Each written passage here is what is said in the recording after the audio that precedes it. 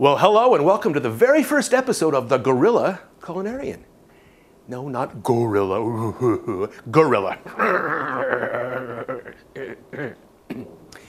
Today I'm going to make all-American ramen.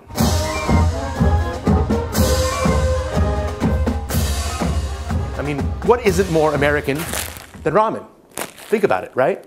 Okay, it's technically Japanese, but it's still American. And how many people have a case of this in their cupboard, especially college kids or, you know, if you're on a budget or whatever. I mean, it's affordable, but it can get to be a little boring after a while, you know? And this flavor packet, it's flavored salt.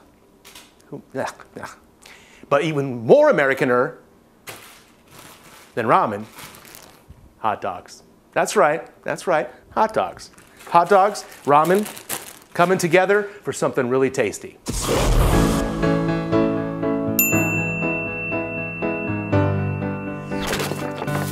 Now, if you don't happen to have all these ingredients, they are very inexpensive. You can get a lot of these at the 99-cent store. And if you don't happen to have Parmesan and red pepper around the house, I bet you do, and you just don't know it. Remember the last time you had pizza? You had these leftover packets? Yep, those will work perfect for this recipe as well. Toss your hot dog in the pan, and then fill it up with about 2 cups of water. There we go. Onto the stove. Bring it up to a boil and then let it cook for about 3 minutes, give or take. All right, the weenie's looking good. Out of the water, sit it here to rest. Now, do not throw away this water. This water is loaded with flavor. You think hot dog water is kind of murky, gross. Well, to be honest, that's rendered fat from the hot dog. Ew, no. Think about this. You eat a juicy hamburger right off the barbecue, all that juice, that's fat. Fat is flavor. We're gonna flavor our noodles with your hot dog's wonderful, juicy goodness. So into the water goes the noodles. Oh yes, those also need to cook for about 3 minutes. All right, these babies are done. All right, grab your lid, off to the sink.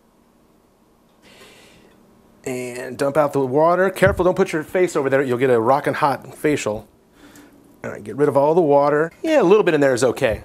You want to just keep these warm in the pan. Next, we're going to chop up the hot dog to saute it. So grab your handy chef's knife, and you're going to want to essentially cut these into like little nickel-sized rounds. Do your best to cut them all kind of the same size so they cook evenly. Next thing up is our extra virgin olive oil into our saute pan here. Put this onto a medium heat. There we go. That's right. And just about a tablespoon of oil just to coat the bottom of the pan. All right, our oil is hot and in the weenies go. You want to put them in flat on that side. There we are. Yeah, so these will go just about a minute so they get nice and brown. All right, once they start browning, oh yeah, perfect. Then carefully give them a toss. Flip them over so the other side can get just as nice and brown. In goes our butter, just about 1/8 of a stick of butter. And if you like a little heat, some red pepper flakes. Just a little bit, just to give it a little bit of a kick. A little dried parsley flake, just a sprinkle. A little bit of pepper.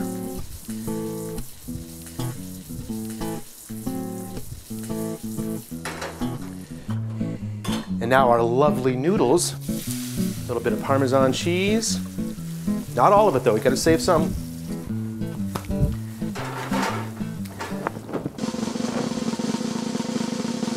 A little bit of remaining Parmesan cheese on top. And some parsley flakes for good measure. All right, so with a little bit of effort, a lot of fun, you've got a really cool all-American ramen. You'll impress your girlfriend or your boyfriend or your babysitter or your neighbor's cousin, whoever. This is some good stuff, and it isn't difficult to make now, is it? Right? Let's give it a shot here. Huh? Yeah, get a little bit of noodle, get a little bit of wiener. Uh-huh.